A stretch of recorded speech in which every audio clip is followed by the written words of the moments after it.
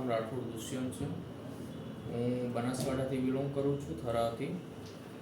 અને મને 15થી 20 દિવસથી લગાતાર પેટની રાઈટ સાઈડ પેઇન થતું હતું.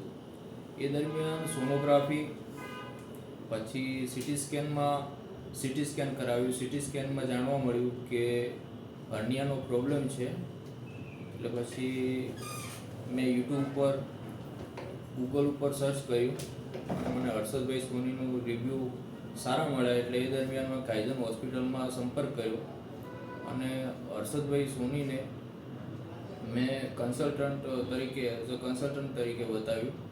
અને મને એમને એવું કીધું કે રાઈટ સાઈડ કંગ્વાઇનલ હર્નિયા છે, એટલે આની સર્જરી કરવી પડશે. અને સર્જરી સફળતાપૂર્વક થઈ છે.